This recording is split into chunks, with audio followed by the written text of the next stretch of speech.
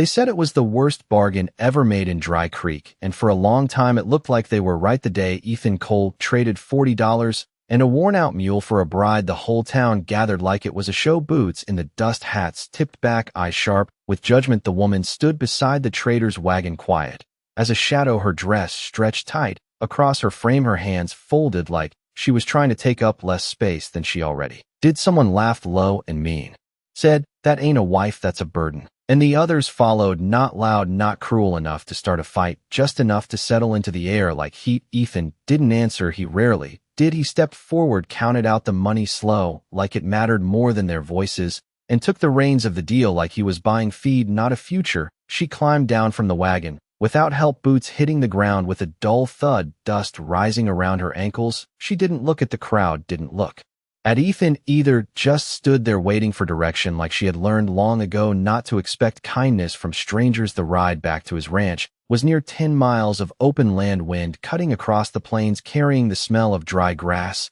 and distant rain. Ethan kept his eyes forward, one hand on the reins, the other resting near his knee. She sat behind him, silent, the only sound the steady rhythm of the horse, and once, maybe twice, the faint rustle of fabric when she shifted her weight, as if even that might be too much noise. By the time they reached the small wooden house at the edge of his land, the sun had already started to drop low, painting everything in a tired orange light. Ethan stepped down first, tied the horse, then turned like he had forgotten she was there for a moment. He hesitated, then nodded toward the door.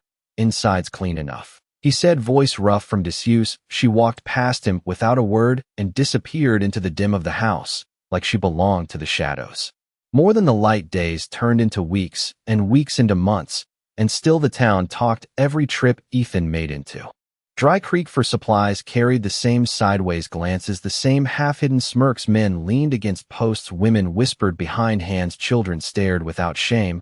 "How's the big bride treating you, Cole?" one of the ranch hands asked once, grinning like it was harmless. Ethan just shrugged, paid for his flour, and left. He didn't defend her, didn't praise her, didn't even say her name much. Martha existed in the quiet spaces of his life, like the creak of the floorboards or the wind through the cracks, always there, never acknowledged, but the land noticed before the people did. Crops that had struggled for years began to hold their color longer. Rows stayed straight, soil turned softer under careful hands. The cattle stopped falling sick in the colder nights. Small things at first, things a man might call luck if he didn't look too close. Martha worked from sunup to sundown, not fast, not graceful, but steady like a rhythm older than the ranch itself. She carried water buckets that seemed too heavy for her frame, mended fences with fingers that never rushed, and in the evenings when the light faded, she would sit by the small wooden table with a cloth bundle in her lap, opening it just enough to check what was inside before closing it again, like a secret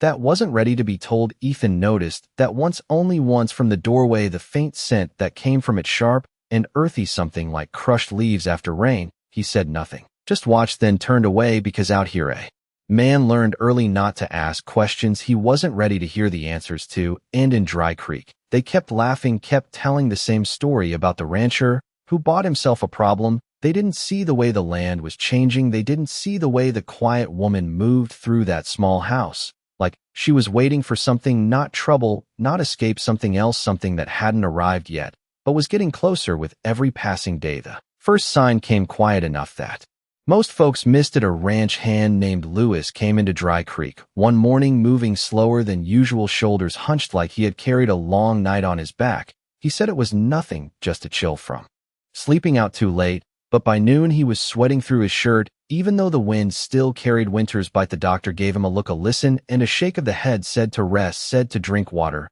said it would pass. Things like that always did, except this one did not. By the next morning, Lewis was not at the feed store, and by evening another man from the north end of town was lying in bed with the same hollow eyes, the same dry cough that did not sound right, like something caught between breath and silence. People began to talk in low voices at first, then louder as fear found its way into their words. It spread. Someone said, maybe from the river. Someone else guessed, maybe from the cattle. Ethan heard it all while standing in line for supplies, hands resting on the counter, eyes forward. He did not join the talk, did not offer an opinion. He just listened the way he always did, and carried the weight of it back home with him. 10 miles of wind and dust between him and answers when He pushed open the door. Martha was already there by the table, the cloth bundle laid out in front of her for the first time, not hidden, not tucked away, but open just enough for the light to touch what was inside: dried leaves, crushed fine roots, twisted like old fingers, small glass vials with liquid that caught the glow of the lantern. She did not look up when he stepped in,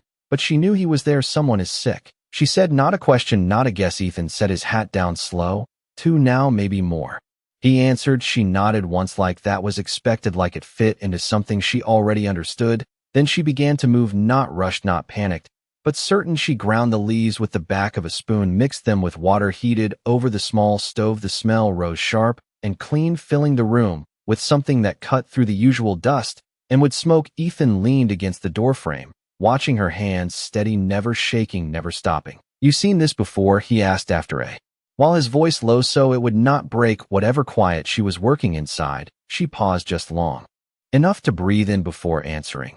"I have seen something like it," she said, "and it does not wait for people to understand it before it spreads." Outside, the wind pressed against the walls like it was trying to listen, and inside the room felt smaller, heavier, like the air itself was holding its breath. By the next day, the town had changed. Doors stayed closed longer. The saloon was quieter, the usual laughter replaced by something tight, something uncertain. The doctor rode out to the neighboring settlement looking for help and did not come back by sundown. That same evening, 3 more fell sick, and the word no one wanted to say began to settle into every corner of Dry Creek, not loud, not spoken fully, but they're all the same. Ethan stood at the edge of his land, looking out toward the faint outline of the town in the distance, the sky above it a dull gray, like the color had been drained from it. He had seen hard seasons before, drought, cold, loss, but this felt different. This felt like something you could not outrun. Behind him, the door creaked open. Martha stepped out, holding a small tin cup, steam rising from it in thin, careful lines. She walked past him toward the edge of the field and poured a little onto the ground, watching the way it soaked in, like she was reading something written beneath the surface. "It is already here," she said softly. Ethan turned to her. "Here?" he asked. She nodded, once eyes fixed on the soil. "It just has not shown itself yet." He looked out over his land, the same land that had begun to heal under her hands, the same land that now felt like it was waiting for something to change. And for the first time since he had brought her home, Ethan Cole felt something unfamiliar settle in his chest. Not fear, not doubt, something quieter, something heavier, like the moment before a storm, when the world goes still and even the wind forgets how to move. By the 3rd morning, the town stopped pretending it was a passing sickness. The bell outside the small church rang twice, not for gathering, but for warning, a sound that carried across Dry Creek and settled into every doorway like dust that would not lift. People stayed inside, windows shut tight.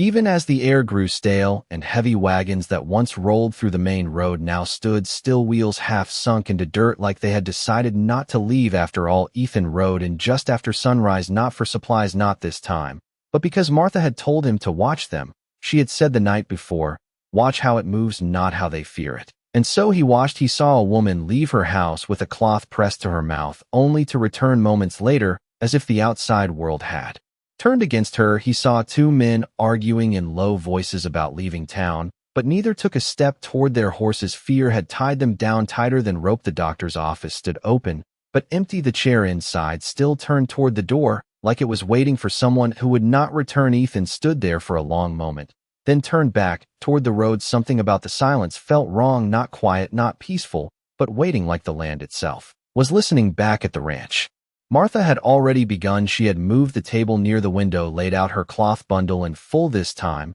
not hiding anything. Now the contents spread like a map. Only she could read: dried herbs sorted by color, small glass vials catching the light in thin, fragile glimmers, a mortar and pestle worn smooth from years of use that Ethan knew had not come from his home. She worked without pause, grinding, measuring, mixing, each motion precise, like a memory carried through her hands rather than learned.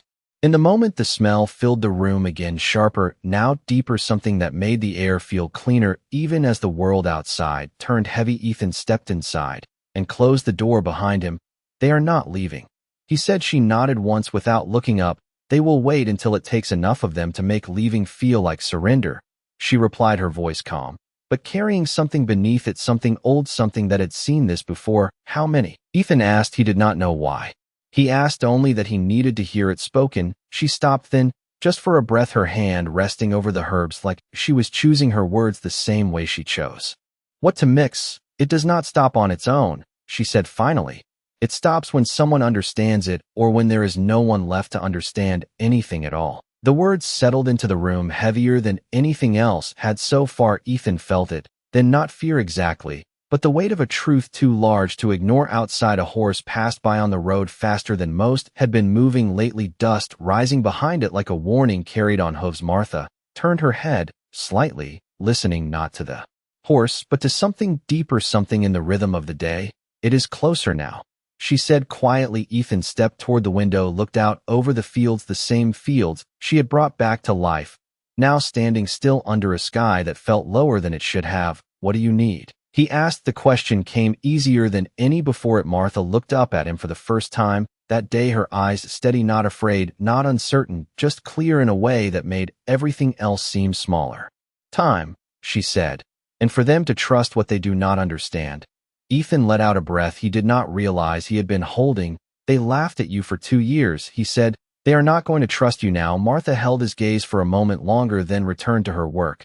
They will when the choice is between doubt and breath, she answered simply. The room fell quiet again, except for the sound of grinding and the soft crackle of the stove outside. The wind shifted, carrying with it a faint, unfamiliar scent, something that did not belong to dry earth or cold air, something that moved unseen but left its mark all the same. Ethan felt it pass through the space between him and the door like a shadow with no shape, and for the first time he understood what she meant. It was already here. It had just been waiting for its moment to be noticed. The knock came just after midday, not loud, not urgent, but steady, like someone who had decided they would not leave until the door was opened. Ethan was already on his feet before the second knock landed, his hand resting lightly on the frame as he pulled the door open. A man stood there, hat in both hands, eyes tired, skin pale in a way that did not belong to a healthy man. It took Ethan a second to recognize him. Samuel Briggs, a cattle trader who had laughed the loudest that day 2 years ago. Now he did not laugh. Now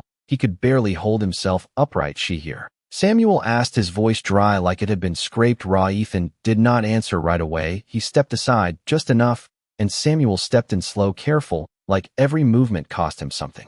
Martha did not turn immediately. She finished what she was grinding first, set the pestle down, wiped her hands on a cloth, then looked up. Her eyes met Samuel's, and something passed between them, not recognition, not surprise, something deeper, something that measured and understood in the same moment. Samuel swallowed hard. They said you might know what to do. He said. The words came out uneven, like they did not want to be spoken. Martha stood still for a heartbeat, then nodded once. Sit, she said simply. Samuel lowered himself onto the chair near the table, his breath shallow. Ethan closed the door behind them, shutting out the wind and whatever else might be riding on it. Martha moved closer, not hurried, not hesitant. She reached for his wrist, her fingers pressing lightly, just long enough to feel the rhythm beneath the skin. Her eyes closed for a brief second, like she was listening to something no one else could hear. Then she stepped back and began to mix again. Faster this time, more certain. Samuel watched her hands, the way they moved without pause. What is it? He asked, but the question sounded smaller than the room. Martha did not answer right away. She poured the mixture into a tin cup, the same kind she had used before, the steam rising thin and steady. She held it out to him. Drink, she said. Samuel hesitated, not long, just enough to show the weight of 2 years of doubt sitting between them. Then he took the cup, his hands trembling slightly. As he brought it to his lips, the smell hit him. First sharp, clean, unfamiliar. He drank slow at first, then deeper, like his body knew before his mind did. Ethan stood by the wall, arms crossed, not in defense, but in waiting. The silence stretched until Samuel lowered the cup, his breathing still uneven, but something in his face had shifted, not healed, not yet, but steadier, like the ground beneath him had stopped moving. Martha took the cup back, set it aside, and looked at him. You will rest, she said. You will not go into town for 2 days, and you will not share what you have touched or used. Samuel nodded quickly, now eager to follow anything that might hold him in place. And the others? He asked. There are more. Martha's gaze did not change. Then they will come, she said simply. Samuel looked at Ethan, then back at her, something like shame flickering across his face. I should have, he started, but the words did not finish. Martha did not wait for them. She had already turned back to her table, already grinding, already preparing for what was next. Samuel pushed himself to stand slower, this time steadier. He placed the empty cup back where she had taken it from, like it mattered. Thank you. He said the words. Quiet but real. Then he moved toward the door. Ethan opened it without a word, watched him step back into the light, into a world that was no longer the same as it had been when he walked in. When the door closed again, the room felt different, not lighter, not yet, but changed like the first stone had been moved. Martha did not look up as she spoke. They will come faster now. Ethan nodded once, though she did not see it. Then we will be ready, he said. She paused, then just slightly, the smallest shift in her hands before continuing. No, she said softly. We will not be ready, we will only be willing. Outside, another sound carried across the land, distant, but growing, the rhythm of hooves. More than one rider this time, coming not with laughter, not with doubt, but with something else, something closer to hope, and something heavier than that need. The riders came in a line of dust that stretched across the horizon, not fast, not reckless, but steady, like men who had already made up their minds. There were 6 of them when they reached the edge of Ethan's land, hats low, shoulders tight, each one carrying something heavier than the ride itself. They did not call out.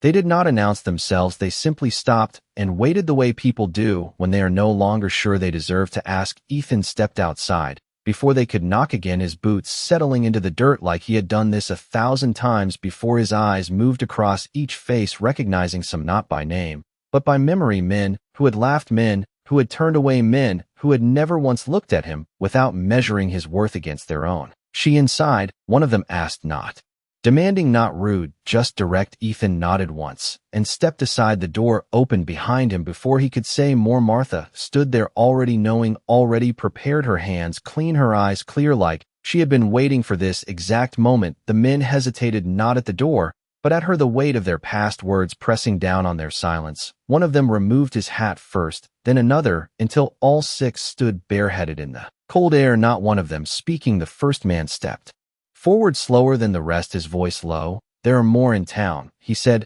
Families now. Martha listened without interrupting, her gaze steady on him, as if she was reading more than his words. Bring them one at a time, she said.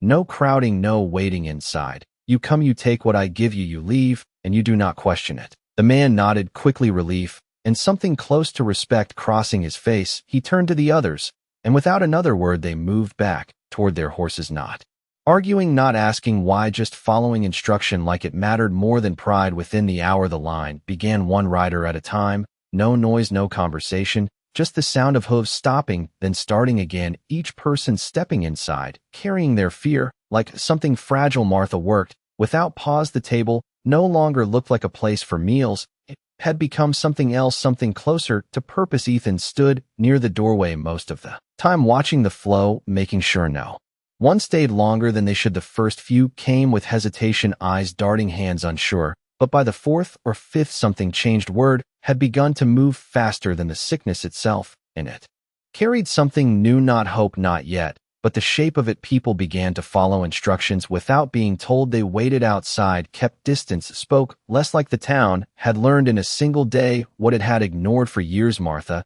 did not change her pace, not for them, not for the growing line. Her hands remained steady, her voice calm. Each cup prepared the same, each instruction given without variation. Some left stronger, some only steadier, but none left unchanged. The sun moved slow across the sky, casting long shadows that stretched toward the house like silent witnesses. Ethan lost count of how many came by. Late afternoon, the wind shifted again, carrying that same faint scent, but now it mixed with something else, the sharp, clean smell that followed Martha's work, like it was pushing back against something unseen. When the last rider left for the evening, the land fell quiet again, not empty, but resting. Martha sat down for the first time that day, her hands still resting on the table, her breath even but deeper now, like the weight had begun to show. Ethan stepped closer, poured water into a cup, and placed it beside her. She looked at it for a moment, then at him. This is only the beginning, she said softly. Ethan nodded once he had already understood that much. He glanced toward the road where the tracks of the riders still marked the dirt. They are going to bring more tomorrow, he said. Martha lifted the cup, took a slow drink, then set it back down. Yes, she answered, and tomorrow it will not just be them. Ethan frowned slightly, not from doubt, but from something forming just out of reach. Who else? He asked. Martha's eyes moved past him toward the darkening horizon, where the sky met the land in a thin, uncertain line. Those who waited too long, she said, and those who think they still can. The wind picked up just enough to stir the dust again, And in that moment, Ethan realized the line that had formed today was not just people coming for help, it was something else, something larger, something that had started quietly, but would not stay that way for long. The riders came in a line of dust that stretched across the horizon, not fast, not reckless, but steady, like men who had already made up their minds. There were 6 of them when they reached the edge of Ethan's land, hats low, shoulders tight, each one carrying something heavier than the ride itself. They did not call out, they did not announce themselves, they simply stopped and waited the way people do when they are no longer sure they deserve to ask. Ethan stepped outside before they could knock again, his boots settling into the dirt like he had done this 1,000 times before. His eyes moved across each face, recognizing some not by name, but by memory, men who had laughed, men who had turned away, men who had never once looked at him without measuring his worth against their own. She inside. One of them asked, not demanding, not rude, just direct. Ethan nodded once and stepped aside. The door opened behind him before he could say more. Martha stood there, already knowing, already prepared, her hands clean, her eyes clear, like she had been waiting for this exact moment. The men hesitated, not at the door, but at her. The weight of their past words pressing down on their silence. One of them removed his hat first, then another, until all 6 stood bareheaded in the cold air, not one of them speaking. The first man stepped forward slower than the rest, his voice low. There are more in town, he said, families now. Martha listened without interrupting, her gaze steady on him, as if she was reading more than his words. Bring them one at a time, she said. No crowding, no waiting inside. You come, you take what I give you. You leave, and you do not question it. The man nodded, quickly, relief and something close to respect crossing his face. He turned to the others, and without another word they moved back toward their horses, not arguing, not asking why, just following instruction like it mattered more than pride. Within the hour the line began, one rider at a time, no noise, no conversation, just the sound of hooves stopping, then starting again, each person stepping inside, carrying their fear like something fragile. Martha worked without pause. The table no longer looked like a place for meals. It had become something else, something closer to purpose. Ethan stood near the doorway, most of the time, watching the flow, making sure no one stayed longer than they should. The first few came with hesitation, eyes darting, hands unsure. But by the 4th or 5th, something changed. Word had begun to move faster than the sickness itself, and it carried something new, not hope, not yet, but the shape of it. People began to follow instructions without being told. They waited outside, kept distance, spoke less, like the town had learned in a single day what it had ignored for years. Martha did not change her pace. Not for them, not for the growing line.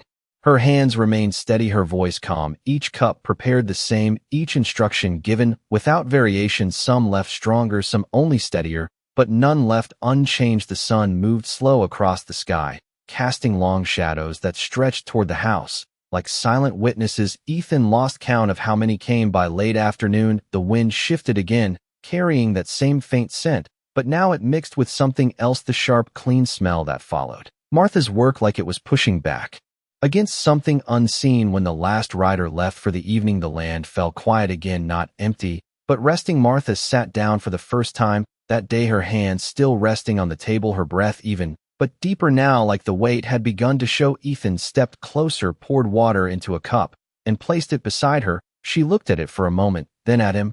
This is only the beginning, she said softly. Ethan nodded. Once he had already understood that much, he glanced toward the road, where the tracks of the riders still marked the dirt. They are going to bring more tomorrow, he said. Martha lifted the cup, took a slow drink, then set it back down. Yes, she answered. And tomorrow it will not just be them. Ethan frowned slightly, not from doubt, but from something forming just out of reach. Who else? He asked. Martha's eyes moved past him toward the darkening horizon, where the sky met the land in a thin, uncertain line. Those who waited too long, she said, and those who think they still can. The wind picked up just enough to stir the dust again, and in that moment Ethan realized the line that had formed today was not just people coming for help, it was something else, something larger. Something that had started quietly, but would not stay that way for long. The 9th day came without a sunrise. Anyone noticed the sky had turned a pale color that never quite became morning, and the air carried a stillness that felt heavier than anything before. The road that once brought riders in steady lines now held wagons, families bundled in blankets, children quiet in ways children should never be quiet. Ethan stood at the edge of the yard watching them arrive, not in ones anymore, but in groups. Too tired to pretend they could take turns, some did not even step down right away. They just sat there, hands wrapped around Rain's eyes fixed on the small house, like it was the last place left in the world that might answer them. Martha stepped outside before anyone called for her. She did not raise her voice, did not hurry. She simply looked at them one by one, and something in that look made the noise stop. Men who had argued days before now lowered their eyes. Women who had clutched their children now loosened their grip just enough to breathe. Not all at once, she said, her voice quiet, but carrying across the yard like it belonged to the land itself. If you rush this, you will lose more than time. No one argued, not anymore. They began to move as she had taught them, forming a line, without being told, spacing themselves like they had learned a rule that no longer needed explaining. Ethan moved among them, steady and silent, guiding, when needed, stepping back. When not, he saw faces he knew, and faces he did not. Some had come from beyond Dry Creek, drawn by word that had traveled farther than anyone expected. The sickness had done the same. The difference now was that one brought fear, and the other brought something else, something fragile, but growing inside the house. The table was no longer enough. Martha had cleared space along the walls, small stations set with jars, cloths, water, each place holding part of the work, like a rhythm broken into pieces that only she could keep in time. Her movements had not slowed, but there was a weight to them now, not weakness, not hesitation, but the cost of holding so much in her hands for so long. Ethan noticed it, the way she paused for half a breath longer before reaching for the next mixture, the way her shoulders settled heavier at the end of each hour. He said nothing. He only brought more water, more wood, kept the fire steady, so she would not have to think about it. The line outside did not shrink, it shifted. People came, people left, some walking stronger, others carried with care, but none left unchanged. The town itself had grown quiet, no more shouting, no more guessing, just waiting and following what had already been proven. As the day stretched thin toward evening, a wagon rolled in slower than the rest, its wheels dragging slightly in the dirt, as if even the ground resisted its weight. Ethan stepped forward before it reached the house. Something about it felt different, not louder, not more desperate, but heavier in a way he could not name. The driver was an older man, his hands tight on the reins, his eyes fixed ahead, like he had chosen not to look at anything else. Beside him sat a woman wrapped in a thick blanket, her face hidden from view, but her stillness spoke louder than any words. The wagon stopped, and for a moment no one moved. The line held its place, the air held its breath. Ethan stepped closer, his voice low.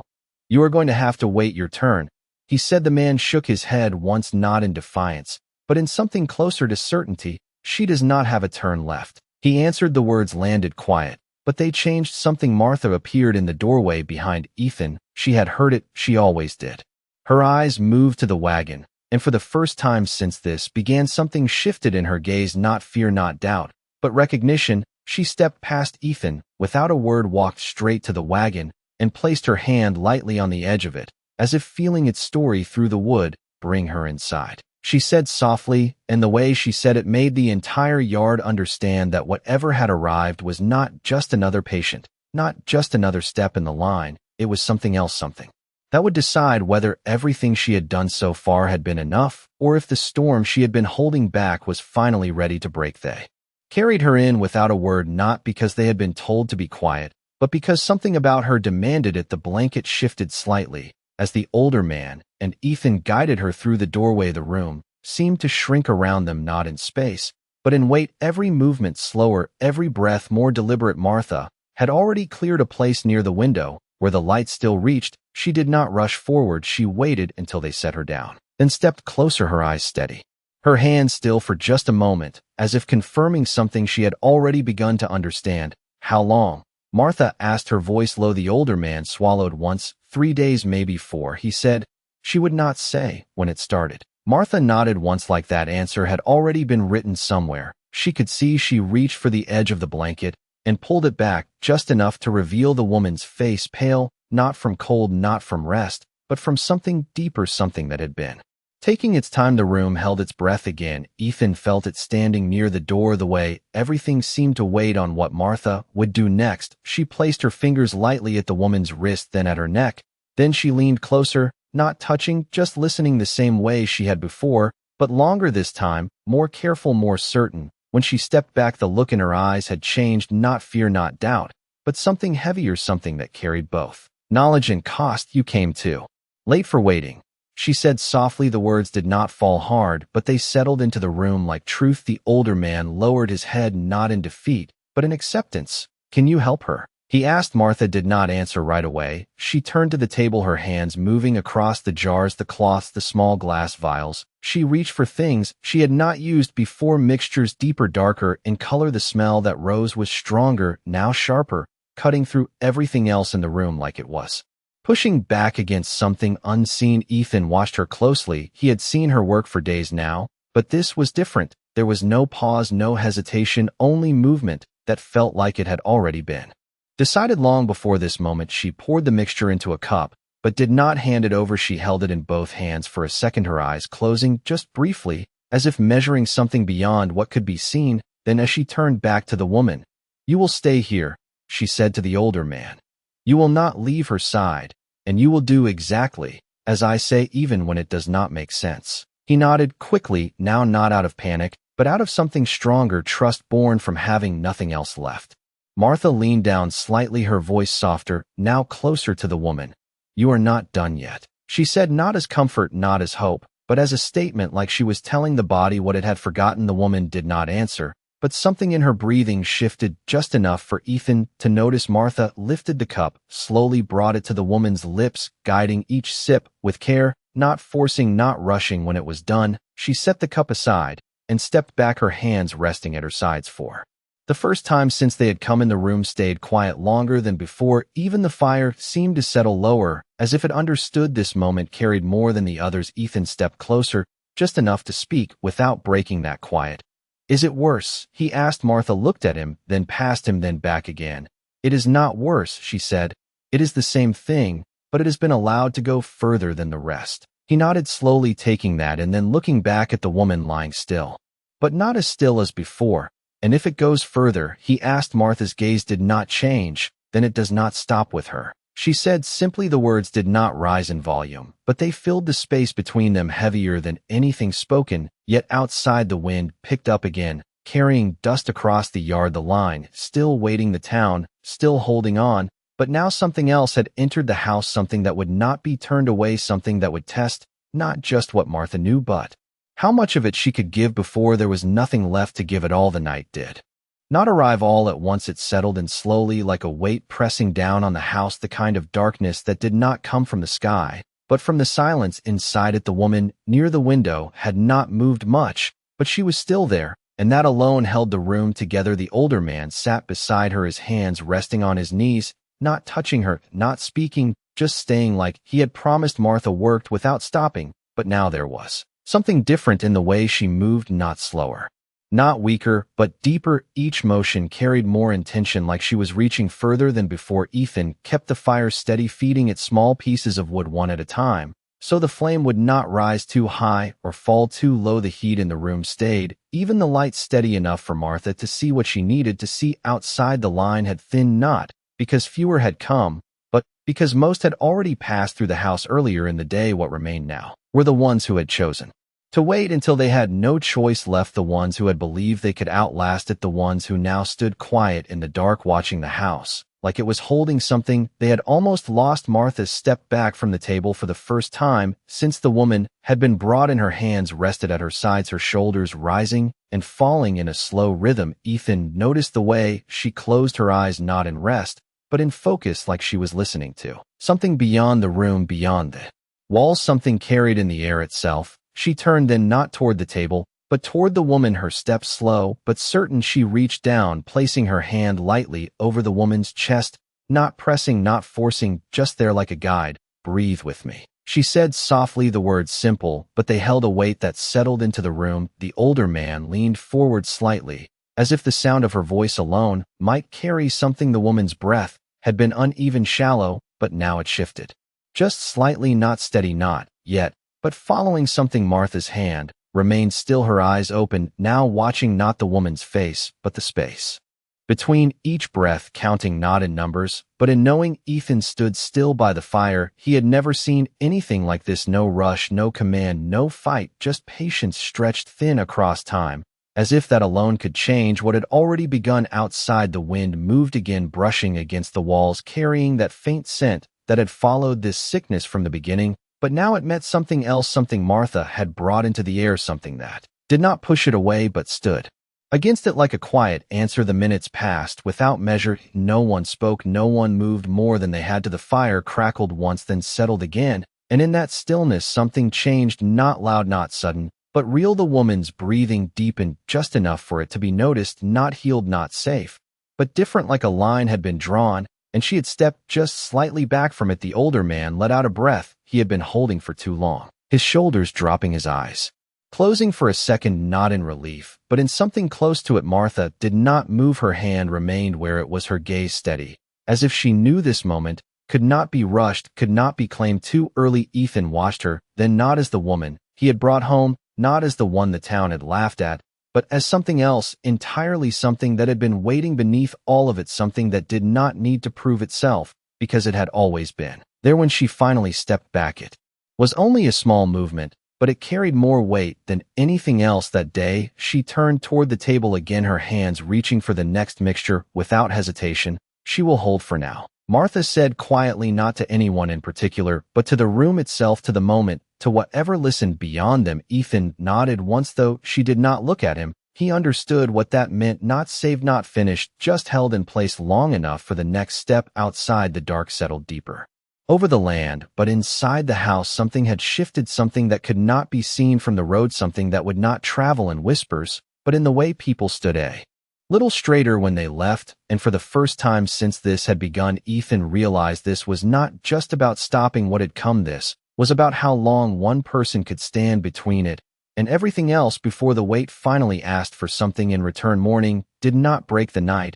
It only softened it just enough for the land to breathe again. A pale light stretched across the fields, touching the house like a quiet promise. The line outside had already formed before the sun fully rose, but it was different now, not restless, not afraid. The people stood with space between them, heads lowered, voices gone, as if something had taught them that silence carried more weight than words. Ethan stepped out onto the porch. The air felt cleaner, not empty of what had come, but no longer owned by it. He watched the faces in the line, men, women, children, all of them looking not at him, but toward the door behind him, waiting not for answers, but for her. Martha had not slept, he knew that.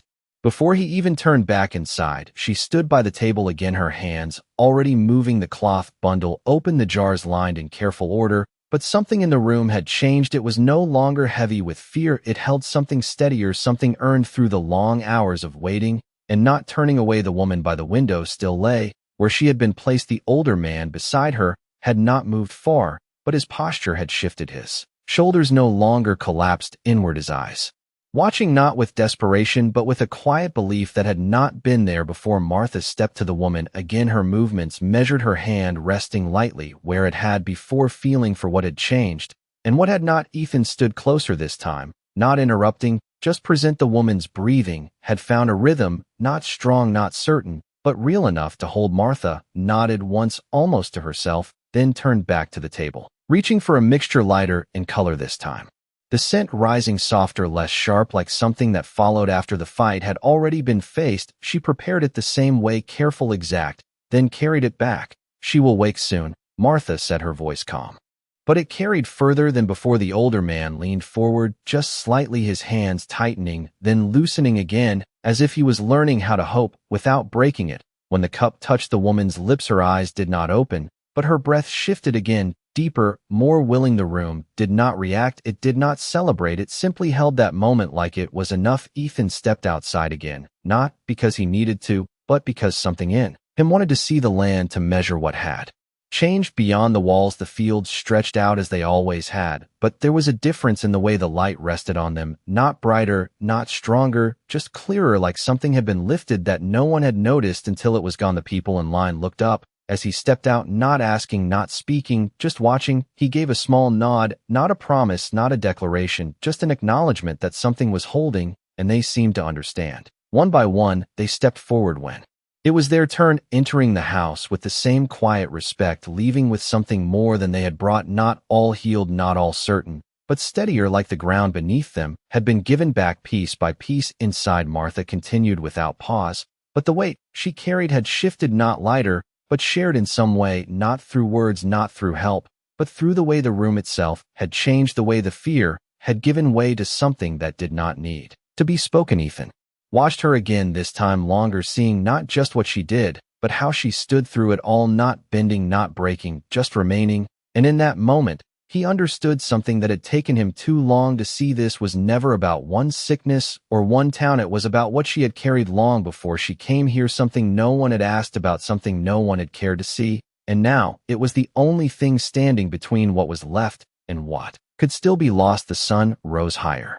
The day moved forward, and the house did not empty, it did not rest, but it held. And for the first time since this had begun, the question was no longer whether they would survive. It was how much of her it would take to make sure they did. By the time the next evening settled over the land, the line was gone, not because there were no more people left, but because there was no longer a need to wait. The house stood quiet for the first time in days. The door opened, the air moving freely through it, carrying no trace of what had once filled it. The town of Dry Creek did not celebrate, it did not gather or raise voices. Instead, people moved slower, spoke softer, like they had learned something they could not quite put into words. Ethan stood on the porch, his hands resting on the worn wood, watching as a few riders passed by, not stopping, not asking, just tipping their hats in a way that carried more weight than anything said before. Martha sat inside, near the window, the table, cleared the jars, sealed the cloth bundle, folded once more, but not hidden. Her hands rested in her lap, still for the first time in what felt like years. The woman who had been brought in last now sat upright near the same window, the blanket around her shoulders no longer held tight, her breathing steady, her eyes open, taking in the room like someone seeing it for the first time. The older man stood beside her, not hovering, not afraid, just present, the way he had learned to be. "You brought her back," he said quietly, not to Ethan, not even fully to Martha, but to the space between them. Martha shook her head slightly. "No," she answered. "She found her way back. I only showed her where to step." The man nodded slowly, like that made more sense than anything else. Could he placed a hand on the back of the chair, not touching her, but close enough to feel that she was there, that she remained. Ethan stepped inside, the floor creaking softly under his weight, the familiar sound returning like something the house had been waiting to hear again. He looked at Martha for a long moment, not searching, not questioning, just seeing her in a way he had not allowed himself before. The dust on her dress, the quiet in her posture, the strength that had never needed to be spoken. "They will talk about this," he said. Finally, his voice low, not breaking the stillness. Martha gave a small nod. "They always do," she replied. Ethan leaned against the wall, his eyes moving to the window, to the land beyond it, the same land that had once seemed empty, now holding something different, something that would remain long after this moment passed. "They will not understand it," he added. Martha's gaze followed his. "They do not need to," she said softly. "They only need to remember it when the next time comes." The words settled between them, simple, but carrying something that reached further than the town, further than the sickness that had come and gone. Outside, a child's laughter broke the quiet, just for a second, light and uncertain, but real enough to carry through the open door. Ethan closed his eyes briefly, not in relief, but in recognition of what that sound meant. When he opened them again, Martha had already stood, moving slowly toward the door, not out of duty, not out of urgency, but because she always moved toward what came next. She stepped onto the porch beside him, the two of them standing there in the fading light, not speaking, not needing to. The town would rebuild, the stories would grow, the truth would bend in the telling. But this moment, this quiet, this understanding would remain where it belonged, in the space between what was seen and what was finally understood. Ethan reached out, not a grand gesture, not a declaration, just his hand resting lightly against her shoulder. Steady and certain. Martha did not turn. She did not need to. The wind moved across the land, carrying dust and something else, something clean, something earned. And in that silence that followed, it was clear to anyone who might have been watching, though none were left to doubt it, that the woman they once measured in worth had never been small. She had only been waiting for the moment when the world would finally learn how to see.